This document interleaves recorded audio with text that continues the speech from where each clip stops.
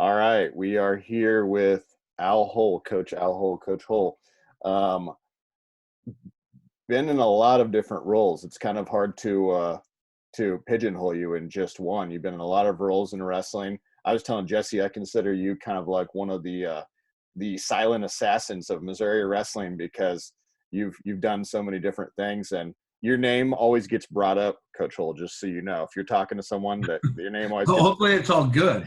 yeah. Well, you're just a contributor. You always get brought up in different situations and stuff. So we're just going to start off with just asking, tell everyone what you're doing now, what your role is now. So starting in June, I'm going to be the activities director at Blue Springs High School.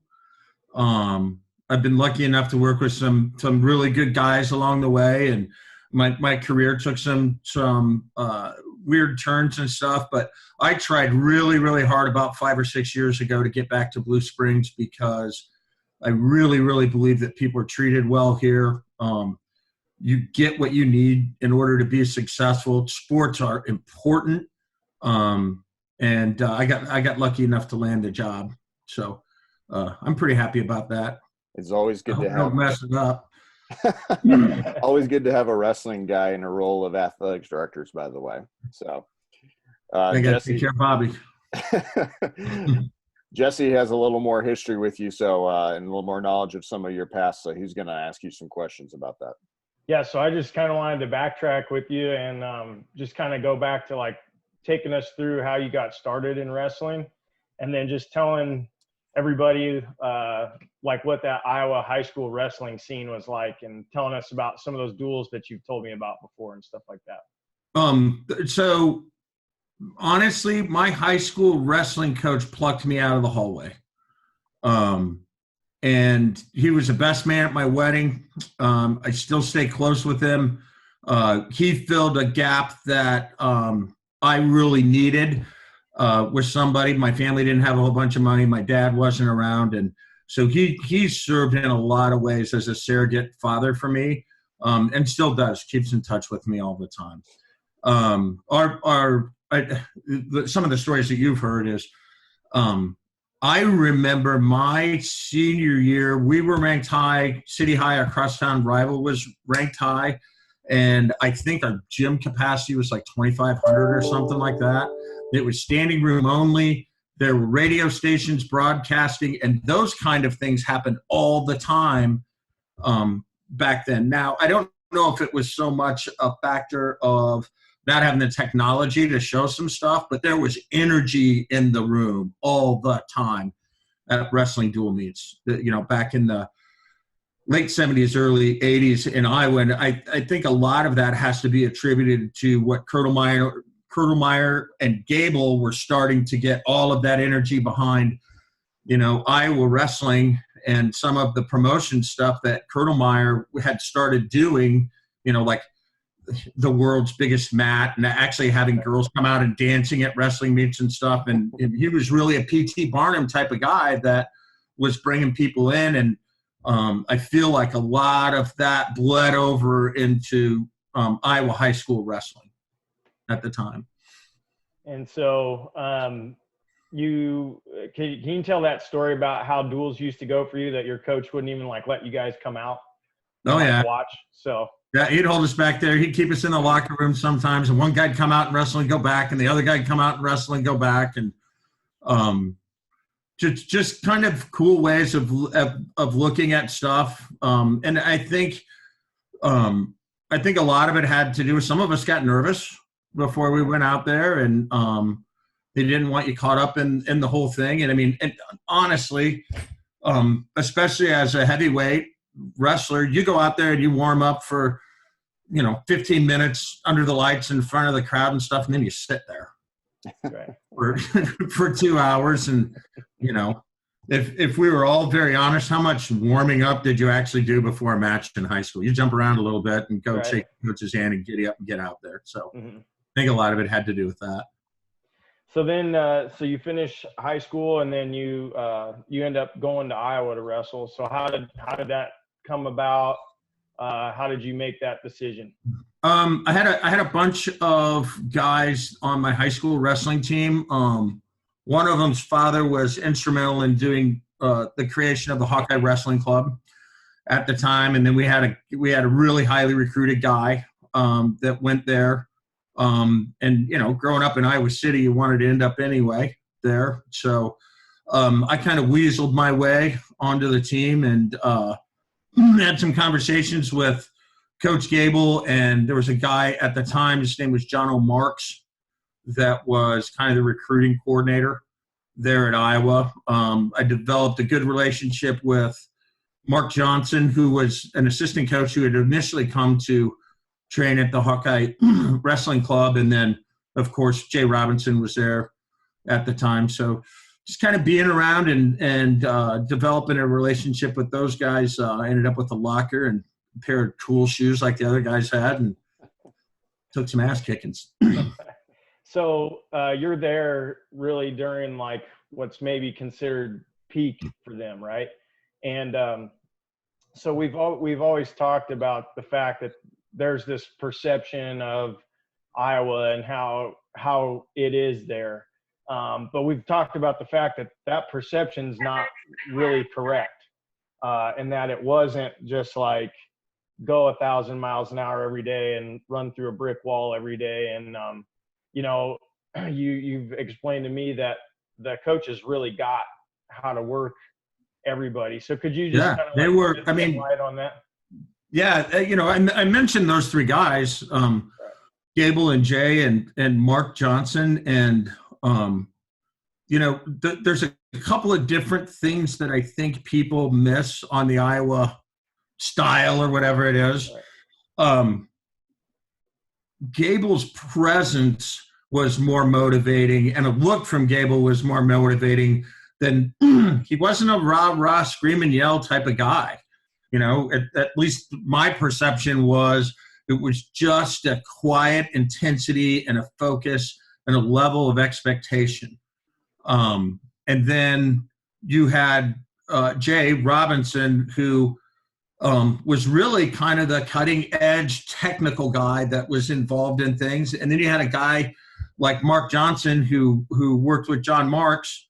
Mark Johnson looked like Clark Kent, man. Big old good looking guy. So he was doing a lot of the face-to-face things with people. And, you got to remember Gable was still learning his craft at the time.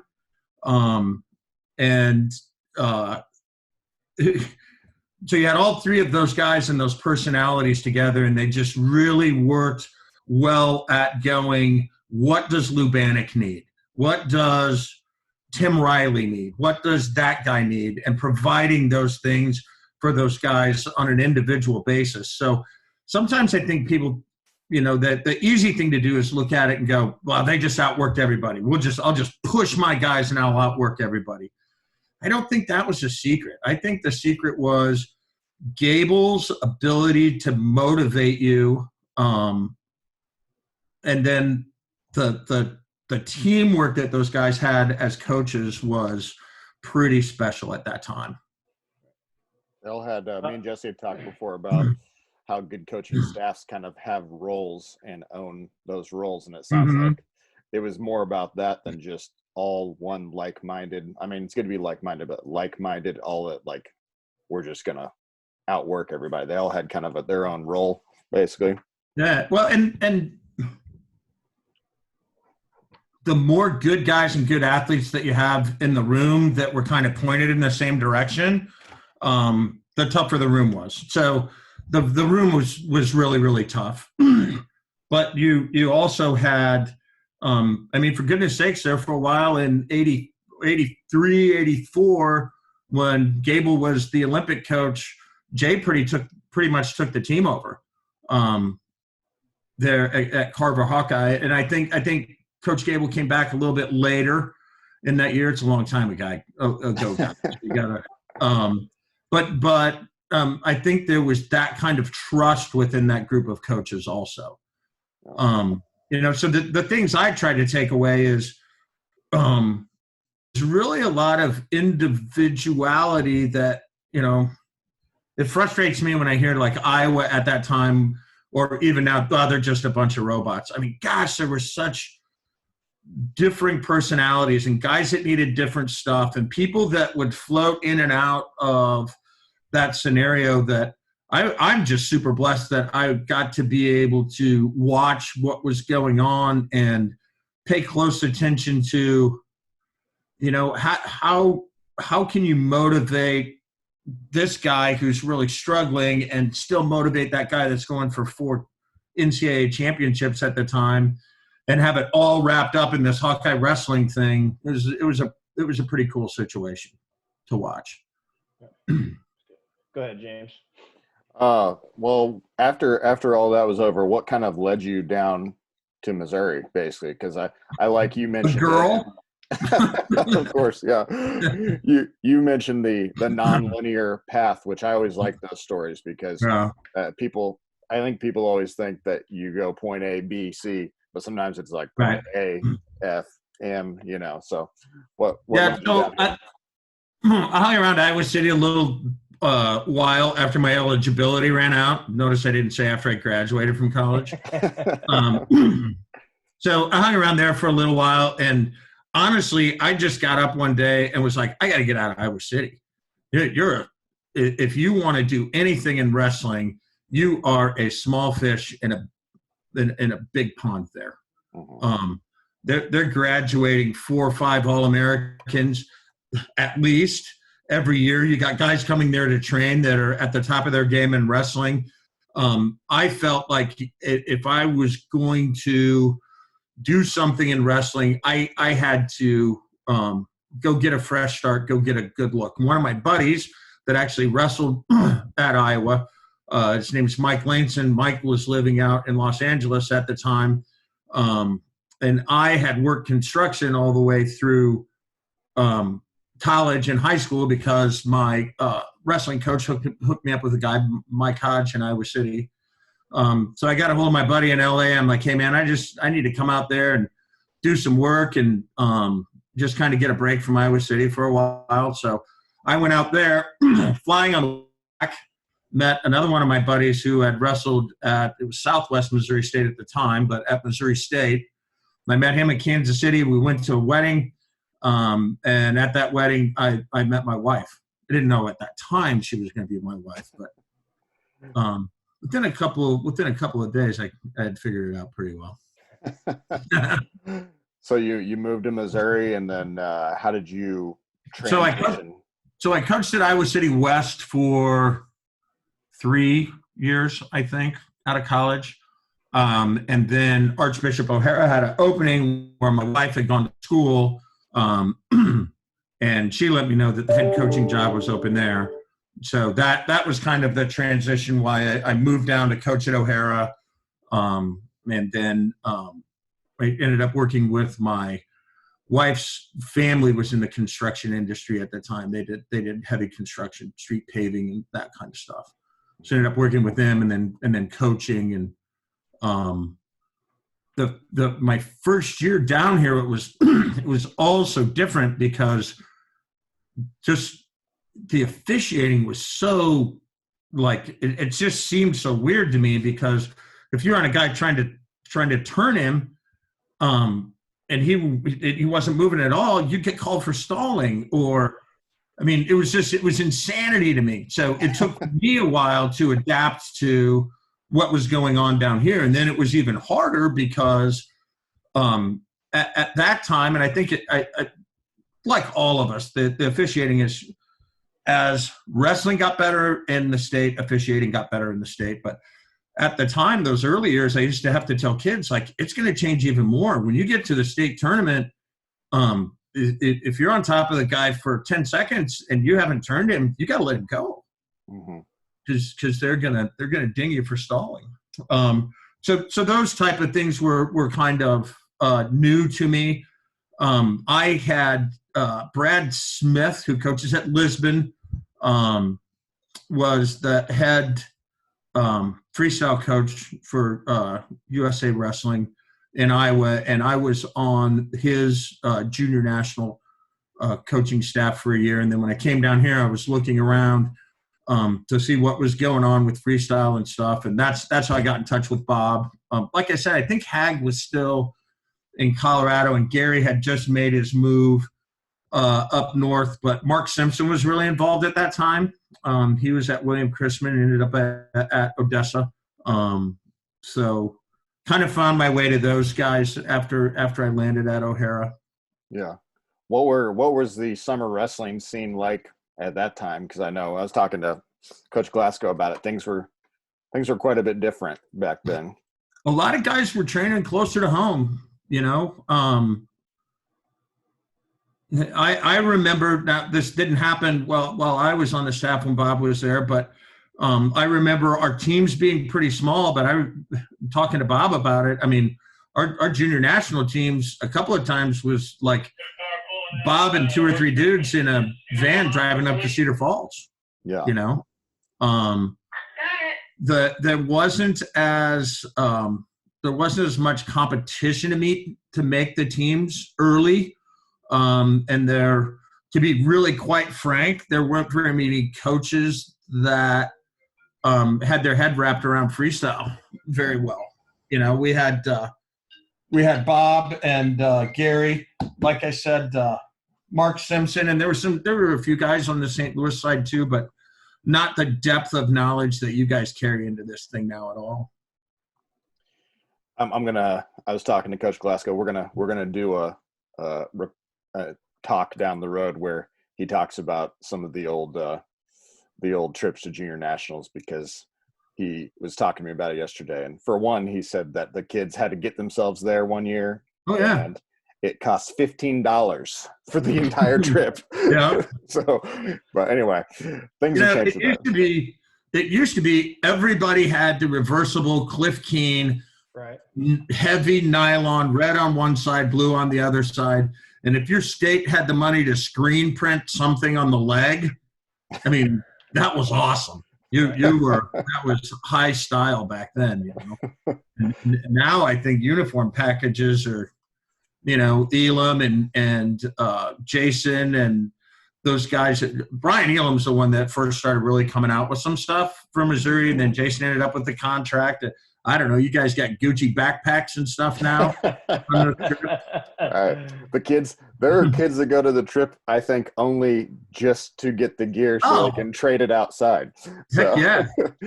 But so some of the schools that you've been connected with, obviously O'Hara down here in Missouri, Mm-hmm. but you worked with Raytown South too, correct? So yeah, I was there for 13 years. So what I coach at Grandview, which is kind of a different, you know, atmosphere of wrestling as well. But what were some of the things that you were proud you got done while you were at Raytown South? I know that Raytown South Christmas tournament was a huge deal. Yeah, actually, that was Ethan Houck started it, and then when Ethan moved to Lee Summit, we had a bunch of families that have been involved and parents and kids that wanted to keep doing it. So I was lucky enough to have some of my friends that I had met through wrestling all over the nation. So I just started picking up the phone and calling and getting people there. You know, as far as what I'm proudest of from those days at Raytown South, we had some really good teams and some top flight, you know, individuals, you know, guys like Jesse knows Mark Carey. I mean, Mark has been on the cusp of being an All-American at every level that he's been at. Just a really tough, good, hardworking kid. But, you know, I would say the things that I'm most proud of is seeing some of those guys now, you know, from the early 90s and up to the early 2000s, you know, where they're at, some of them coaching, some of them with families, some of them in professional life. That's what I'm most proud of. As far as accomplishments, it would be more the individual accomplishments, although I think we had 1 year while I was there that we were outside of the top 10. I'd have to go back and look. Always scratching and clawing to, you know, get into that fourth place. We didn't have the depth that some of the teams had. but once you got to the state tournament time, that the individual talent could really show through for us a lot. There are times that I really, really miss those days and those kids because, a lot of times, like you said, that kids don't know who like Coach Hag is or Coach Glasgow is. I was getting kids out of the weight room that didn't know who Dan Gable was or who, I was smoking mirrors, tricking them to come in. And a big part of it was Kelly had asked, Kelly Donahoe was there coaching at the same time, and he had asked if me and Dan Cahill, who was one of my assistant coaches, would help on the freshman football staff. So that helped us tremendously. And just the Matt Rat Wrestling Club helped out a ton, especially once I had enough kids graduate from high school and come back and start running the camp. So terminology, philosophy, all of that thing was the same. Our goal was just to get them to me with a background. I don't care if they win 4 state titles as a kid. If you can get them to me with a little background, we can fast track stuff when they get here. Yeah. What was your approach to fast track stuff? I mean, because some people don't understand when you're not at a traditional wrestling school, you're approaching it quite a bit different than maybe someone who's at a school where people have grown up wrestling youth forever. Yeah. So, just little things, but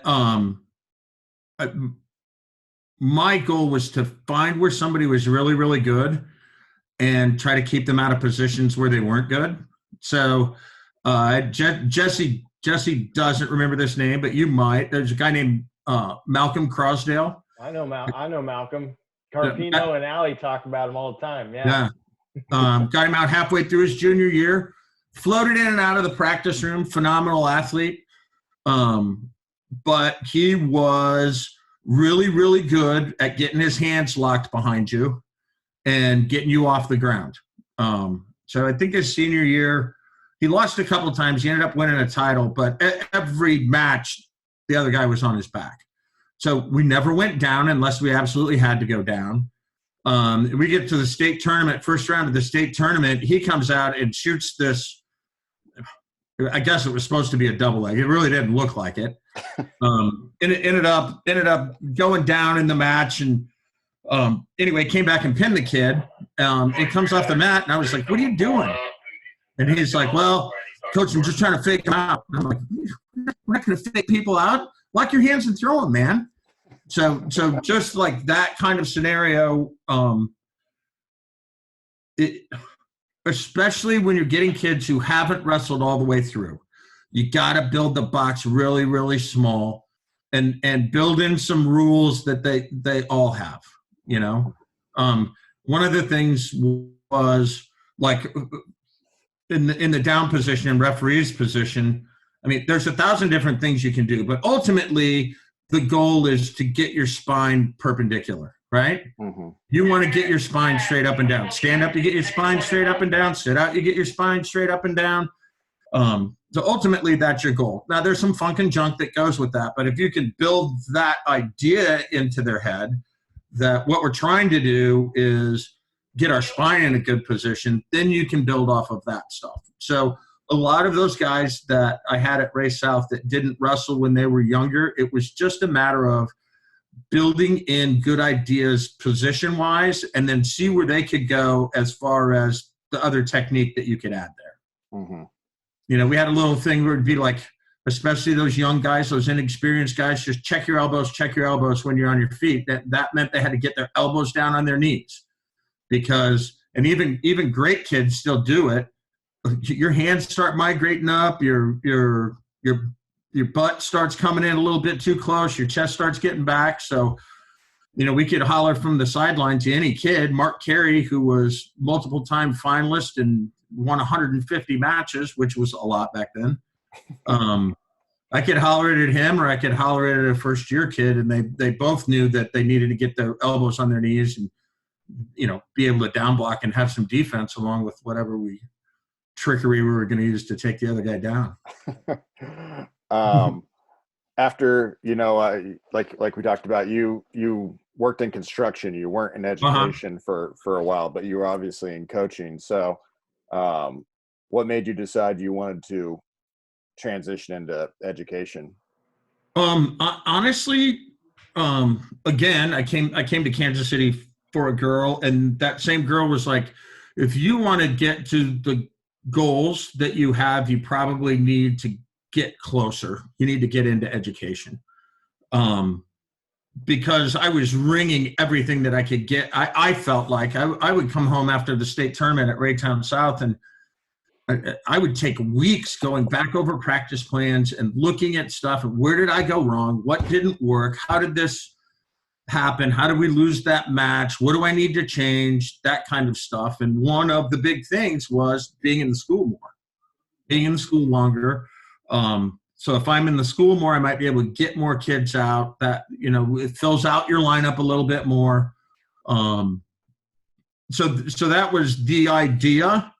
That idea didn't work very well because I wasn't a head coach after that anymore.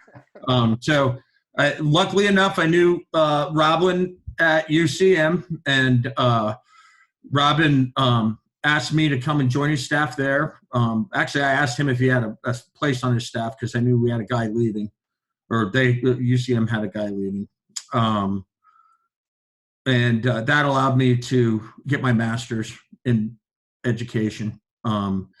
And then I went from there, and I stepped in for Coach Black at South for a year or so, and then went and became an AD, and then came back here. So, the grand plan of doing this so that I could reach that next level of wrestling didn't really work out well. Hey, it works in mysterious ways. But yeah, You're a long athletic straight director now. Yeah. So I want to give Jesse the opportunity to talk about this because I heard this story before from him, but I know that while you're at UCM, obviously you guys were there at the same time. But anyway, go ahead, Jesse. Let's talk about that. Oh yeah, I mean, it's just James wanted me to tell this, but it's probably very little known story. But these are the big things that coaches do for you. But so that was my first year at UCM, and my freshman year I'd gone to Merrimack, totally different situation, everything like that. Transferred to UCM, and whatever, it's like midway through the season, and it's just getting to that point where it's kind of like make or break time really for a lot of people. They got to decide if they're going to stay on the team or not. And so I had friends that had been on the team, but I had a lot of friends that were like new to the team that year, like I was. And a lot of those dudes were just quitting left and right at that point. And then there was this one week, some stuff had gone on. My weight got a little out of control while the guys were gone on a tournament. But I just had laid around all weekend and figured I'm not making weight for 2 weeks. And basically we had like a weight check when they came back, and I was in trouble. And so go through multiple practices that week for punishment type of thing. And a couple of my friends had quit during the time, and I was just really questioning whether it was like worth it to be there or not. And I was just kind of running that through my own head. I hadn't talked to anybody about it, and got done with the practice. And coach was having to leave at the time because I think we had switched to mornings at that point. And so coach was having to leave to go to work and stuff. And so he had left the practice a couple minutes early to get out and go to work. And I just remember coming back into my locker, and in my head I was like, I'm going to probably pack my stuff up and go home. The semester hadn't started yet. I was just going to withdraw from classes and go home. But I go into my locker, and there was like a note up in the top of it, and I picked it up, and it was from Coach Hull. Basically said, hey, give me a call after this time today whenever he was going to get off of work. And right there I knew that he, without even communicating with me verbally, he knew what was going on. And so I called him later, and we had a talk. It wasn't super long or anything, but basically just pretty much kept me from quitting and going home. So long story short, but made me feel a lot better about things. And yeah, I mean, it was a big lesson to me as an athlete, but a big lesson to me as a coach moving forward too, about reading reading your athletes and knowing what's going on by their body language and not just what they're saying or how they're acting out. But yeah, it was definitely a big thing for me that he reached out and, cared really, first of all, and then had that talk with me, kept me from quitting and kept me around, and ended up being a really good thing for me.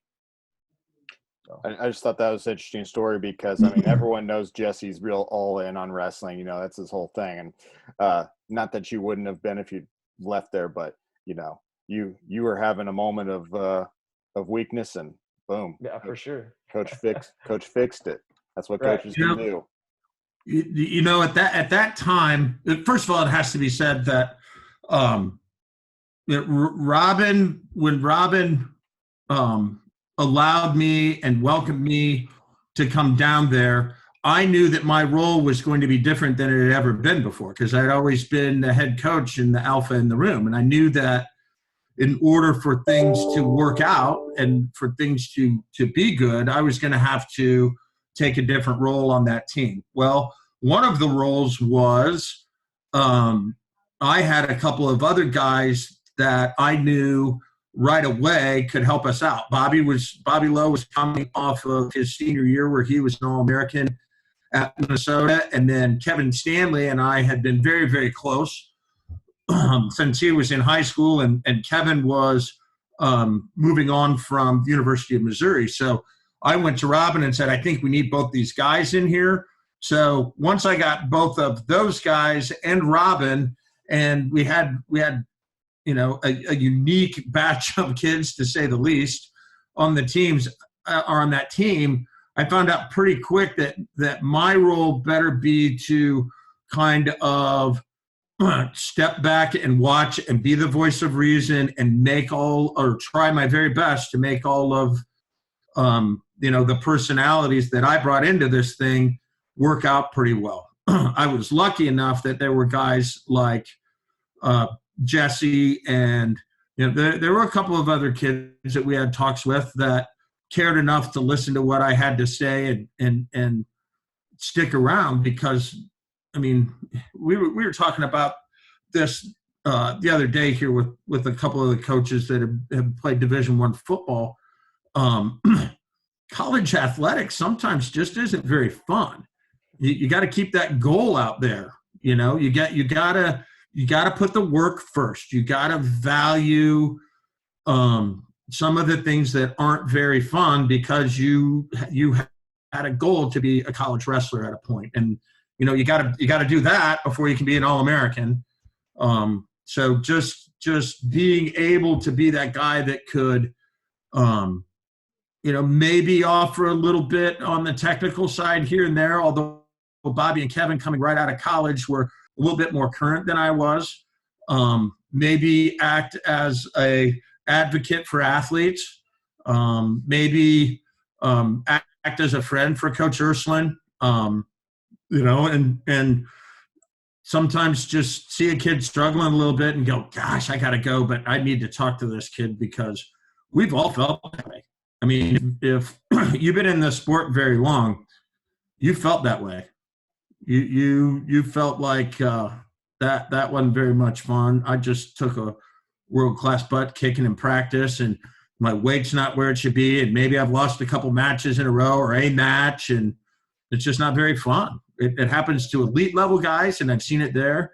Then it happens to those kids that are just coming out for the sport. And if you can learn to smell that stuff out early, I hope I'm not giving up too many secrets, but there have been times when I caught some guys coming into the wrestling room going, "Hey man, you're sick today." Right. And have them look at you and go, "What? You're sick. Yeah. You need to go home." Because sometimes you gotta take them off of those wheels and let somebody bounce back. But that's you gotta actually pay attention to them too. That's actually been a common thread on a couple of these talks we've had, is that I think people think, I think maybe the best coaches we've talked to, we only really talk to good coaches. We don't talk to the bad ones. So, but high praise. The coaches we talk to, all have been able to recognize that different things work for different people. That's like the adjustment that most coaches make over the course of their coaching career. Like they understand, all right, different things work. This person might need a day off here. This person might need me to talk to them a little different, etc. So, well, Jesse, for instance, by the end of a wrestling season, he pushed so hard in practice that his body would start wasting away. And without trying to cut weight, he would come in lighter and come in lighter and come in lighter. So sometimes you have some guys where that hard work, they can put it right back on. And sometimes guys kind of just their body naturally thins up because it feels like it needs to be more efficient. One of Jesse's teammates and the kid that wrestled for me, Mark Carey, he made his living by moving his feet, darting in and out, being where he needed to be. If you put too much on those legs, he was ineffective there, and he had to close the gap, and he had to get his hands on you and move you because his legs didn't work as well. So, it's a delicate balance, and sometimes I talked to the swim coach at Raytown South when I was there, and I like the idea, and I like some of the things that they do in terms of tapering. As a wrestling coach, I really feel like sometimes you can miss it by a day or two with a kid. Not with all kids, but if you don't read your team very well, if you don't read individuals very well, you can miss them being at their peak by a day or two of you pushing too hard or not pushing hard enough. And when you're in there, I mean, you don't have 14 kids you can put in the finals, and you're in there scrapping with everybody else, you want to make sure you hit the nail on the head. Yeah. So that means you got to pay attention. Yeah. All right. Yeah, we'll wrap it up here for you soon, Coach, because we kept you for a long time, but you have a lot of memories, a lot of experiences. So we kind of put people on the spot with this one, but this might take you a second to think about which one. But Jesse, give them our wrap up, our final question. Yeah. Do you have like a unique story, a wrestling story that just sticks out to you? Could be weird, funny, unique, or just a really good one from your time. Oh, geez. A million, but let's just say the times that I was with Kevin and Bobby and you guys at UCM, there's a ton of different ones. I can tell you the heartbreaks for me. Mark Carey was a heartbreak for me. I mean, geez, the guy he was bubble match away from being an All-American as a cadet.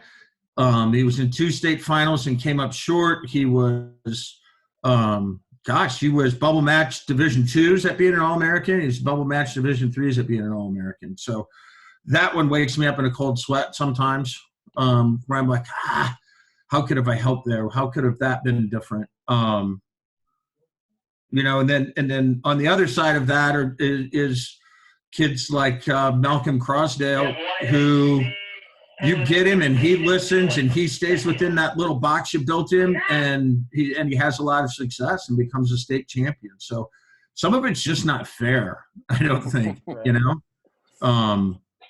But those are the ones. I mean, really, the losses probably stay with me a little bit more on individual kids I've coached.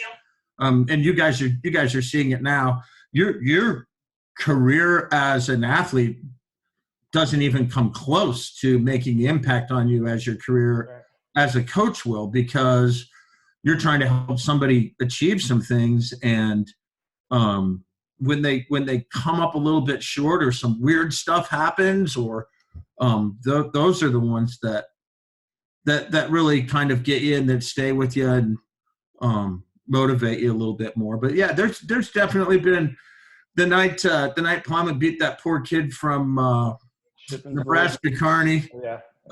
That was a fun, time to be around and see some of the reactions, and not so much Plum, a guy who'd been in the Olympics beating some Division II kid, but just, what went around, that other stuff, that was pretty unique. Seeing, And that's one for like Coach Ursuline, just seeing the emotion that meant to him to have a champ was pretty cool. And then, being a part of, I was never on those Iowa teams, and I knew that I was never going to get some of those guys and beat some of those guys. But being around to look at those different personalities and see those different things that went on, and being lucky enough to have somebody allow you to do that, that's priceless, Yeah. So I don't know if that answered the question, but I rambled. Absolutely. There is no right answer. That's the good thing. So, well, Coach, we really appreciate you talking to us, and you stay safe with quarantine. Keep everybody updated on what's going on with the schools, and just thanks for sharing your experiences. All right, thanks, fellas. Thanks, Coach. All right.